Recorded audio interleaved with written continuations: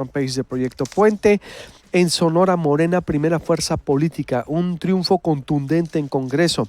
Lleva ventaja en la mayoría de los municipios. Ahorita voy a hablar con la presidenta del Instituto Estatal Electoral, porque la gente de Morena sí estaba nomás ayer, pues un poco desconcertada, porque se paró el PREP, se paró el PREP. ¿Por qué? No sé, con el 70%, que ahorita me platique la presidenta. Sigo ahorita con los comentarios. Y coméntame, mándame usted a ver mensaje de voz, me puede mandar video si quiere al 6622-211136, o dígame, me siga comentando. ¿Por qué votó así por López Obrador? ¿Por qué se fue todo Morena, por ejemplo? A ver, un testimonio. Vamos a hacer ahora testimonios también, porque en Sonora se acabó con el bipartidismo, A nivel nacional no lo habíamos visto. Bueno, no sé si haya registro en la historia así. Salinas tuvo que negociar con el PAN, insisto, no llegó con esta mayoría absoluta. A ver, pero que vamos a confirmarlo. Tengo ya desde Washington a Dolia Esteves. ¿Cómo estás, Dolia? Buenos días. ¿Qué tal? Buenos días, Luis Alberto, a ti y al auditorio. Te saludo con gusto. Este martes, México diferente, ¿no? Ya era hora. Y el doctor Sergio Aguayo, ¿cómo está, doctor, desde la Ciudad de México? Bien, Luis Alberto, aquí sorprendido por lo que pasó en México y en Sonora, no me lo esperaba. No, nadie presupuestado. Nadie, ¿verdad? No. Se ganó el Congreso de manera absoluta, se está ganando Morena, es decir, los principales municipios, doctor, está aventajando, bueno, al margen que se confirme, pero no creo que sea ya, la autoridad no ha dicho lo contrario. La capital, el Nogales, Obregón, que son los municipios donde está la mayoría de la población y los más importantes, se ganaron. Guaymas, Agua Prieta, no, esto es un diluvio, ya no es ni tsunami, yo he dicho, en verdad.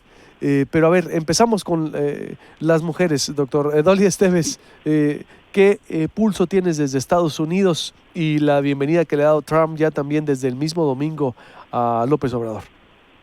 Pues mira, hay un cambio de tono en la actitud de Trump hacia AMLO, hacia Andrés Manuel López Obrador. Yo pienso que el triunfo abrumador, demoledor de López Obrador representa una oportunidad de volver a empezar en las relaciones con Estados Unidos, lo que aquí en Estados Unidos le llaman hacer un reset. Como la relación personal de AMLO y Trump por ahora es de respeto, como lo vimos en las expresiones que tuvo de felicitación y también ayer unas declaraciones que hizo el presidente Trump. Y es un trato que en mi opinión manifiesta inicialmente por ahora una deferencia muy diferente a cómo Trump ha tratado a Enrique Peña Nieto. Y yo diría que por ahora, Luis Alberto, hay una tregua. No vimos al bully amenazante e intimidador que Peña y Luis Videgaray no han sabido confrontar. Más bien la declaración de Trump de que él siempre supo que AMLO sería presidente denota cierta admiración. Y bueno, la terquedad y la osadía de López Obrador es el tipo de cualidades que Trump respeta. Sabe que AMLO ganó con más del 50% del voto, que prácticamente acabó con el PRI, el PRD y debilitó al PAN, que como él es un outsider, aunque es cuestionable eso de si AMLO es un outsider, pero así lo ve Trump. Para Trump, AMLO es un líder fuerte, con mandato y respaldo sólido, todo lo contrario de Peña Nieto. Y no voy a hablar del pecado original de Peña Nieto cuando invitó en agosto del 2016 a Los Pinos a un candidato Trump. Eso, en mi opinión, contaminó la relación, fue una señal de debilidad que la marcó para mal. Y ya estamos viendo los resultados. Para Trump, humillar a Peña no tiene ningún costo, porque para Trump Peña es un presidente impopular, cuestionado y débil, y encima de todo ahora un lame duck, como le dicen aquí aquí en Estados Unidos. Y hay que ver la trayectoria de Trump. Trump no respeta a los débiles, admira a Kim Jong, admira a Putin y ve a AMLO. No estoy comparando de ninguna manera a AMLO con Kim Jong-un o con Putin, pero sí lo ve como un líder muy fuerte. Y ante eso, pues sus respetos, cuando menos por ahora. Trump basa mucho sus relaciones con los líderes extranjeros en feeling, y AMLO le da un buen feeling. Y bueno, también le halaga mucho la insistencia de los medios, sobre todo los medios de Estados Unidos, en compararlo con AMLO, o mejor a AMLO con Trump.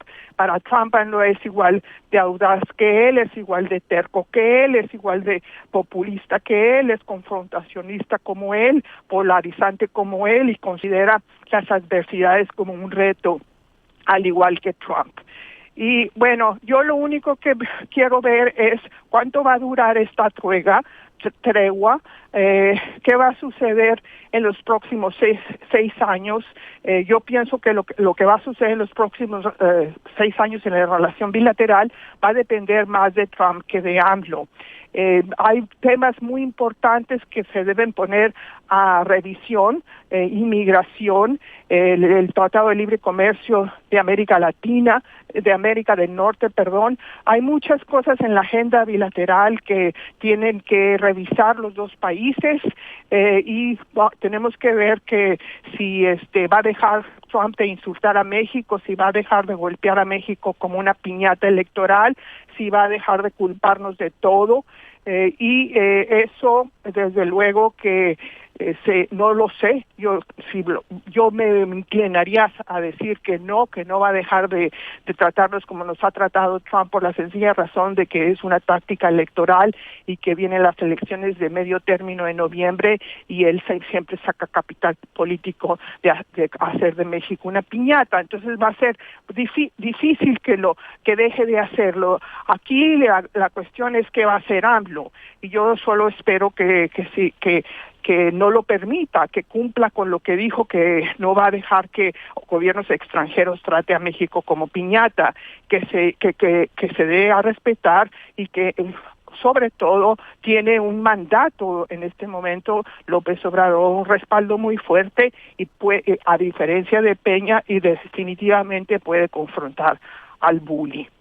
Es decir, pues todo lo que estás describiendo es muy importante, porque es de alguna manera cómo lo está viendo Donald Trump. Puede cambiar también una relación entre los dos países, Dolia, porque aquí sí ve entonces liderazgo, sí ve a un mandatario respaldado, a un mandatario fuerte, como dice, sólido por el perfil, su terquedad, cómo llega, contrario a cómo veía Enrique Peña Nieto, débil, que no tuvo costos. Eso es muy importante, porque a partir de ahí también empezaría otra especie de negociación, en donde no solo sería, bueno, aunque el perfil déspota o inestable, no diplomático de Donald Trump, es decir, también es una variable que tenemos que tomar en cuenta, pero sí el tono por lo menos pudiera cambiar, ¿crees tú? O el reto es, o nos esperamos a ver, ¿no? También, por supuesto.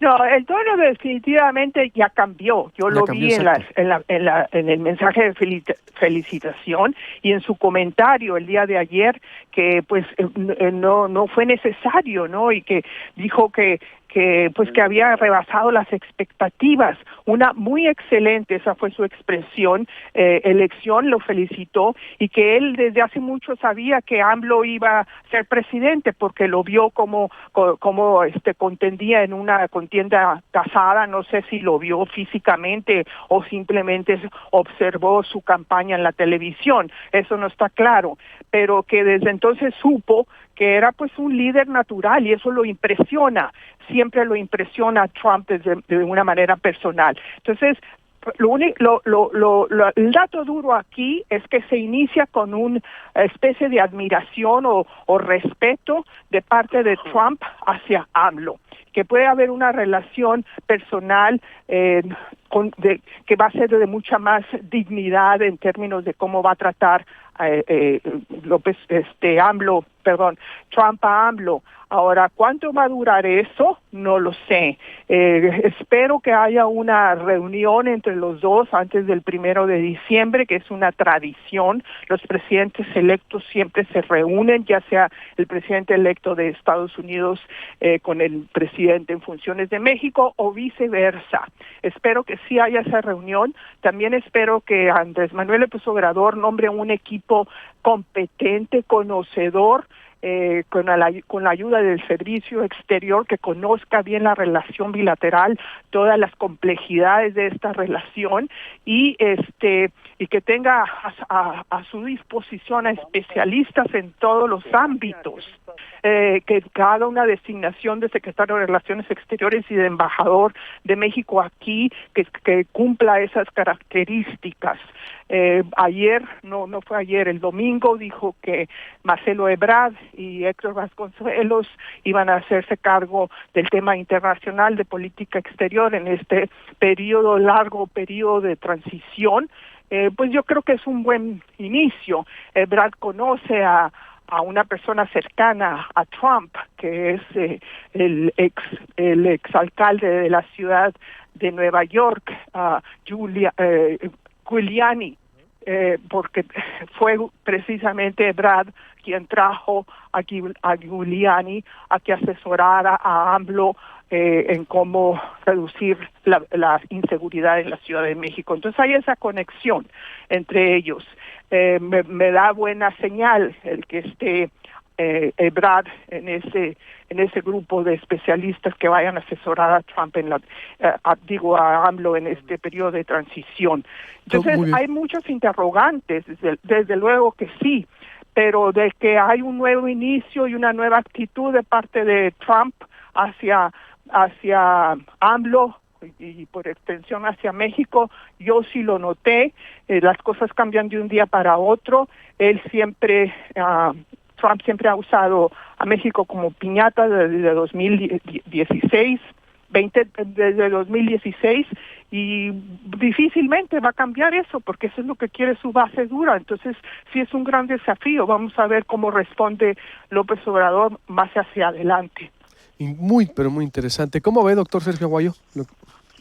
¿Por dónde pudiéramos empezar con lo que ocurrió o ya nos metemos a este interesante perfil que describe Dolia Esteves?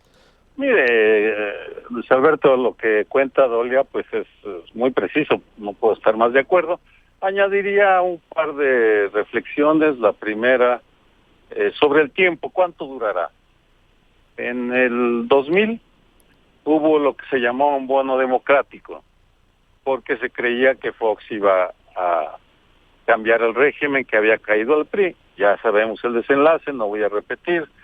Fox se frunció, se entregó en los brazos del PRI y nos olvidemos, pero en la relación con Estados Unidos el bono democrático duró 9 meses. Fue hasta los atentados contra las Torres Gemelas que transformaron una relación que iba sobre ruedas y en septiembre de 2001, en una visita de Estado a la que me invitaron tanto Fox como Castañeda a Washington, parecía que México se iba a comer toda la enchilada, como lo acuñara Jorge Castañeda, es decir, se iba a comer the whole enchilada. Vino el atentado totalmente inesperado y ahí se frustró la posibilidad de un acuerdo de migración que buscaba desnarcotizar la relación. Ese era el objetivo en el 2001. En el caso de López Obrador, uno nunca puede pronosticar nada en este tipo de asuntos, porque pues la política es 50% fortuna y puede pasar tantas cosas. Puede venir una derrota espectacular de los republicanos en noviembre, no parece ahora, pero no lo sabemos. En todo caso, lo que deberíamos esperar del gobierno de López Obrador es una claridad política y eso lleva ya a un análisis interno, el tiempo tan largo que falta para que tome posesión, 4 o 5 meses. Y en ese tiempo, ¿qué debe hacer López Obrador o el gobierno de López Obrador frente a Estados Unidos? ¿Cómo va a articularse con la Secretaría de Relaciones Exteriores actual? ¿De qué manera van a colaborar? Todas esas son incógnitas que serán determinantes de la manera como se aprovecha o no se aprovecha el bono democrático, porque López Obrador disfrutará de ese bono democrático 6 meses, 1 año, dentro y fuera de México, no más.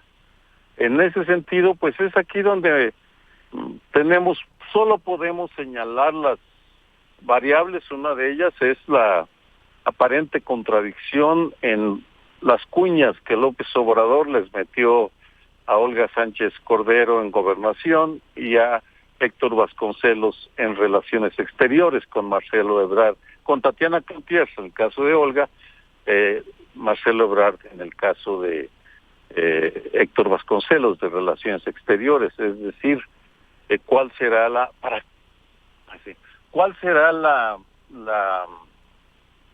el personaje que prevalezca después de los 4 meses? 4 meses no lo sabemos, pero en todo caso, pues eso forma parte de la incertidumbre, de la incógnita de una etapa inédita en la vida mexicana, en la cual pues llega un presidente con un equipo que se comprometieron a, ahora sí, desmantelar el régimen autoritario. Y un puntal fundamental de este régimen autoritario ha sido Estados Unidos, la relación con Estados Unidos. Por tanto, debemos esperar a conocer cuáles serían los planes desde López Obrador hacia Estados Unidos. Hasta ahora ha sido muy poco claro lo que ha dicho, salvo que buscará que se nos trate con dignidad, lo cual está bien, pero en concreto en diferentes políticas, ¿cuál va a ser la estrategia? Un momento fascinante en la relación bilateral también, y coincido plenamente con Dolia, se alteran las reglas del juego, sale un presidente débil y llega un presidente fuerte a México. Doctor Sergio Aguayo, antes de seguir con eso también, o en medio de esto, ¿qué fue usted cree que lo que pasó y sobre todo qué vendría también? Porque en la historia de México, dígame si hay un periodo así donde un presidente tiene esa mayoría absoluta, salvo las etapas del PRI ciertamente totalitario, donde pues, se robaba todo y organizaba la elección y todo antes de los 80, es decir, o después o antes de la reforma del 77, vaya, donde inicia la transición mexicana. Pero, es decir, López Obrador va a tener de alguna manera las cámaras a su servicio, ya no va a haber pretextos también, por supuesto, para cumplir, pero un poder de esa magnitud, el doctor Sergio Aguayo, ¿y por qué se dio? Es decir, ese voto ciego a favor de López Obrador, también el hartazgo y muchas cosas más que espero se canalicen de una manera, de una energía positiva. Vamos, el consenso sobre las razones es bastante obvio. El PAN y el PRI se agotaron, mostraron su ineficacia, su debilidad, su incapacidad, se quedaron vacías de liderazgos y al mismo tiempo una sociedad que se ha organizado cada vez más con un grado de conciencia superior a todo lo conocido, en buena medida por las redes sociales, es decir, un poder fragmentado, y en ese contexto lo cual contribuyó la relación desastrosa de Peña Nieto con Trump y con Estados Unidos, y los grandes problemas nacionales, que obvios, corrupción, violencia, desigualdad, llevaron a que una ciudadanía consciente decidiera mostrar su hartazgo y entregarle el poder a una nueva opción que es unipersonal, es cierto, Andrés Manuel López Obrador es un líder muy peculiar, pero no controla todo el poder. Yo no comparto esa idea porque sí es cierto, va a tener mayoría en el Congreso, en la Cámara de Diputados y Senadores, pero el poder económico, cultural, político sigue estando bastante fragmentado. Por tanto, habrá resistencias de todo tipo y lo que veremos será una competencia política feroz entre los diferentes actores sobre todos los temas, y va a ser una etapa vertiginosa en la cual el gobierno de López Obrador propondrá, y sus opositores y la sociedad resistirán, apoyarán, pelearán, y de ahí irá saliendo algo nuevo que todos esperamos que sea mejor. En consecuencia, no es tan sencillo el decir ganó López Obrador todo y ahora él va a mandar, no lo comparto, simplemente la evidencia no lo demuestra, independientemente de su personalidad, la voluntad que él tenga de imponer o no su fuerza personal. Uh-huh. Es lo que sí, mire, estaremos en terreno más sólido de empezar a identificar las variables, las nuevas variables con las que tenemos que redefinir e identificar a los nuevos actores. Sonora, por ejemplo, con un Congreso en mayoría, ¿qué va a representar para la gobernadora? ¿Cuál va a ser la consecuencia de este equilibrio del poder? ¿Será buena, mala o como diría Echeverría, o todo lo contrario? Lo ignoramos. Y lo mismo en la Cámara de Diputados. Por supuesto que Andrés Manuel buscará redistribuir el presupuesto de egresos de la Federación. Esa es una atribución solo de la Cámara de Diputados para sacar los 300,000 millones de pesos que necesita para poder financiar el gasto social. Pero ¿qué resistencia se enfrentará? No se la van a poner fácil. Incluso ni sus mismos diputados que llegaron gracias a él, pero también representan los intereses de sus distritos, de sus estados. Lo que sé es que no estamos muy acostumbrados a este incremento indudable en la política democrática. Y ahí sí, un saldo positivo es que dimos un buen brinco. Subimos varios escalones en una sola jornada, pero a partir de ahí, preparémonos para la incertidumbre y preparémonos para redefinir a los nuevos actores y asignarles el peso real que va a tener cada uno de ellos.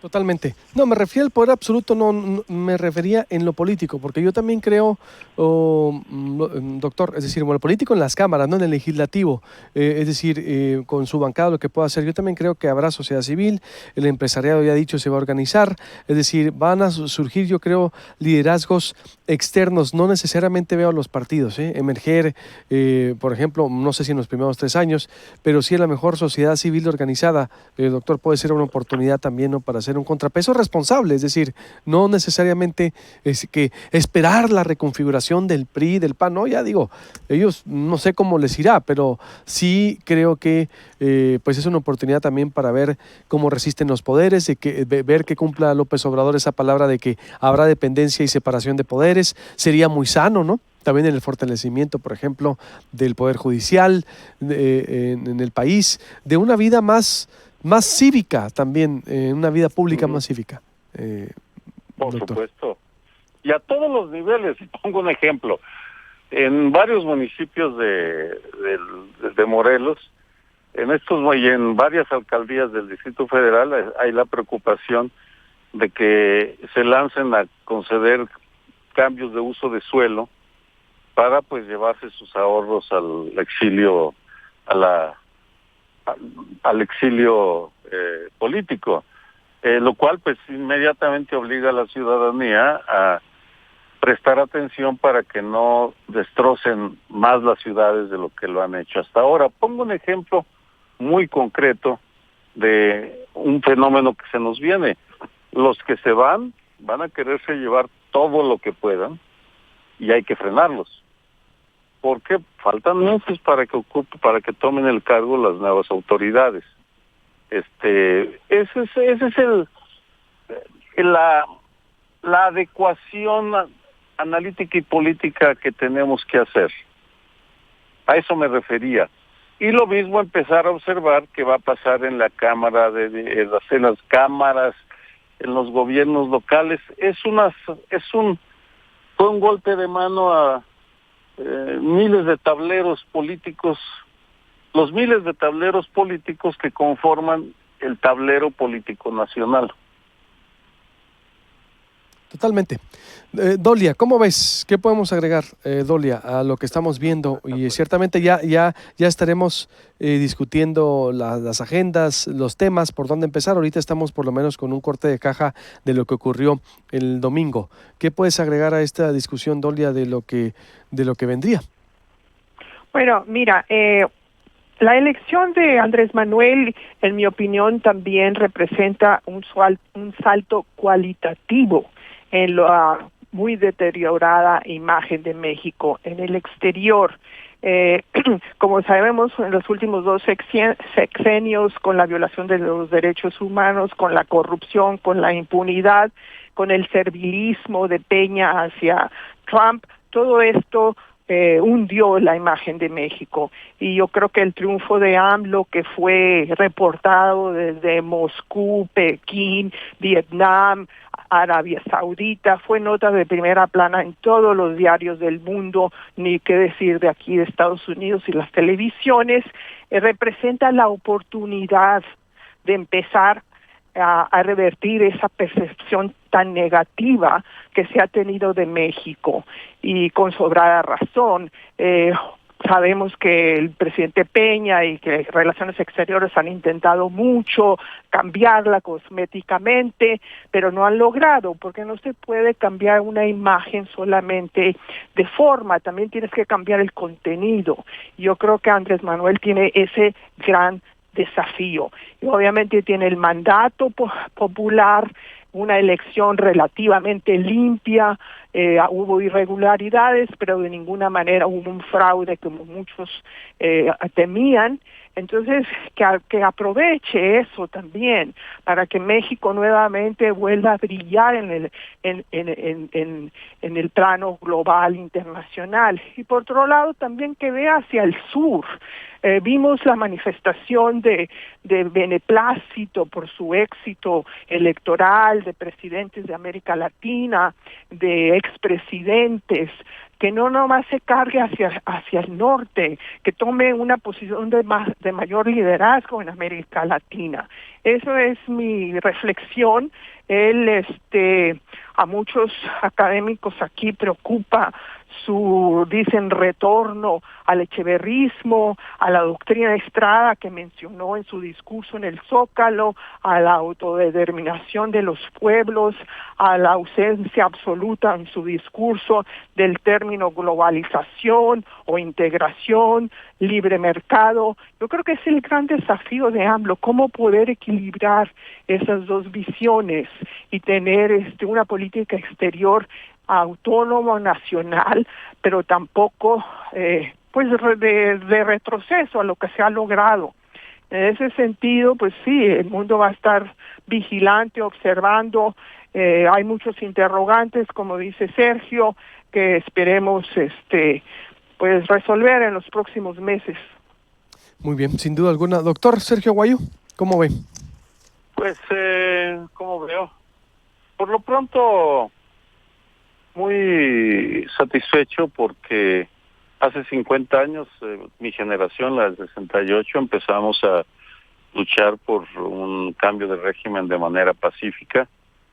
Han sido 50 años muy difíciles porque pues ha habido masacres, asesinatos, persecuciones, marginaciones, menosprecios que hemos padecido quienes optamos por esa vía, y todo el mundo sabe, me ubico en la izquierda intelectual, de ninguna manera política, yo no pertenezco a ningún partido, pero más allá de dónde me ubico en el pantón ideológico, siempre, junto con la mayor parte de mi generación, no todos, apostamos por la vía pacífica, y la elección del domingo abre la posibilidad de que empecemos ahora sí a desmantelar de manera pacífica el régimen autoritario y que de manera acelerada en algunos aspectos, lenta en otros, podamos construir un régimen mucho más democrático, justo, y en un entorno sin violencia ni corrupción. En ese sentido, pues ha sido para mí el domingo estaba transmitiendo para Univisión desde el Zócalo, y recordé que el movimiento empezó en julio de 1968, el movimiento estudiantil, y se desencadenó porque los granaderos impidieron la llegada al Zócalo de los estudiantes que querían ir a protestar por la represión de los granaderos, y una batalla campal. El domingo, a eso de las 10:30, 11 de la noche, empezó a llegar la gente libremente a ocupar la plancha del Zócalo sin tener ni la más mínima resistencia de la policía. Es decir, ese para mí fue un momento simbólico de cuánto ha cambiado México. Y pues estoy muy contento. ¿Por dónde empezaría a desmantelarse el régimen? Que esa fue la expectativa. Que bueno, esto da para mucho, ya haremos otra mesa de análisis para puntos específicos, pero por lo que dice que es demasiado importante, eso se creyó también con Fox, de que Fox iba a llegar a desmantelar al priismo, bueno, a desmantelar el poder, a oxigenarlo, a crear una nueva cultura política, a de alguna manera, doctor, a acabar con ese verticalismo, y ocurrió todo lo contrario. El señor vio el poder, se puso a noviar en Los Pinos, negoció con el PRI, y el PAN terminó comiéndose con el PRI. En verdad, qué lección para el PAN en esta elección, vaya, doctor Aguayo Dolia, porque como en Sonora, como en México, no se dieron cuenta que al sentarse a negociar con Peña Nieto le hicieron el trabajo sucio al PRI, el PRI se los comió, y esa fue la dinámica, a nacional y local. Aquí dijeron, no, pues es que la política es así. Yo platicaba con padrecistas, panistas, les decía, oye, es que te estás comportando como el PRI, todo lo que criticaste, es que no hay otro método, la política es así. A cañonazo, a acuerdo, a cúpula, a persecución, a coacción, y terminaron pareciéndose, bueno, son primos hermanos, ya ahí están las consecuencias. Es decir, ¿por dónde, doctor, por lo menos, para cerrar en ese punto, debería empezarse? Eso nos llevaría muchas horas, Exacto. pero mire, es muy sencillo. Un punto, no sé.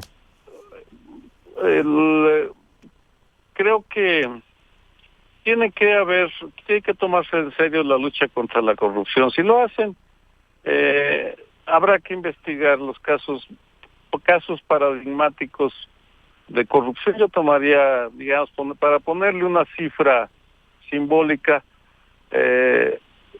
68 casos representativos de la corrupción, o 50, para tomar los 50 años de la transición en todo el país, investigarlos a profundidad. La Comisión de la Verdad, que Fox aceptó primero y luego rechazó, que lo comenté aquí hace ya en algunas semanas, y ese tendría que ser un primer paso, seguido de una reforma a profundidad de los árbitros electorales. No podemos seguirnos quedando satisfechos con una elección en la cual sigue habiendo compra y coacción del voto, sigue habiendo participación de los grupos criminales para evitar el ejercicio libre del voto. En ese terreno, en el terreno de la búsqueda de cambiar las reglas del juego, me parece que esas dos serían, y finalmente que eso ya lo ofreció López Obrador, de aceptar y sí es fundamental, porque la violación a los derechos humanos ha sido terrible, aceptar que en algunos casos paradigmáticos se puedan crear comisiones mexicano-internacionales para establecer la verdad. Y uno de los asuntos que se mencionó fue la guardería ABC de Hermosillo, Sonora. En mi caso, desde el Colegio de México, vamos a trabajar en presentar una argumentación de por qué la masacre hecha por los Zetas en Coahuila, varias masacres, deben ser investigadas por una de estas comisiones mexicano-internacionales.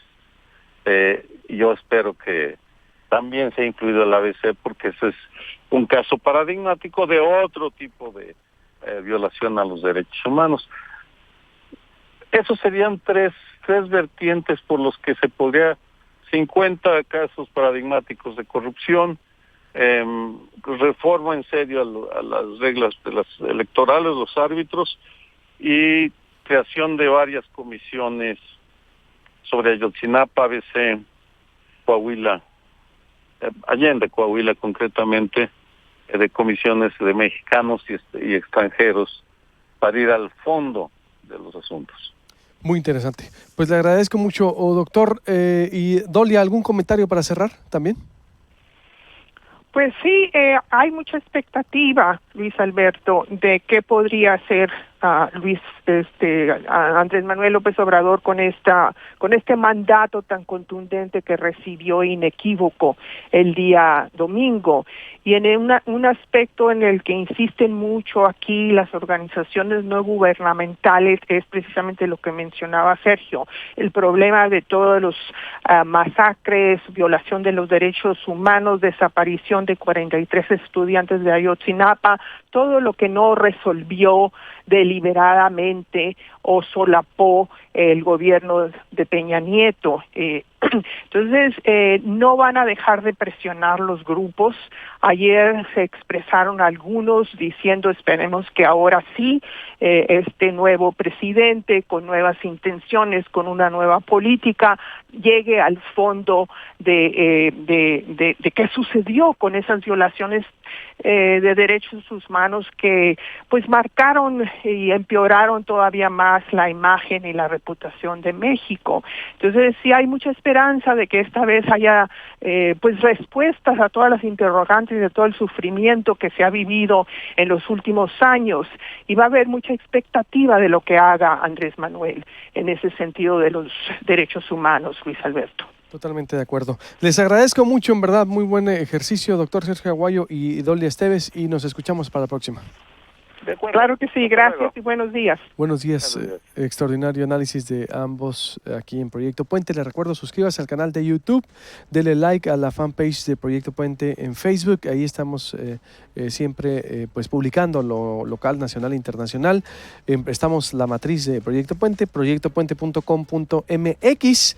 Ahí usted puede, pues de alguna manera, también estar al pendiente de la información que generamos, columnas de todo, y también seguirnos en Twitter como Proyecto Puente. Suscríbase al canal de YouTube para que nos vea desde su casa, desde su oficina, y esté usted bien informado. Corte y vuelvo a Ana María Salazar frente a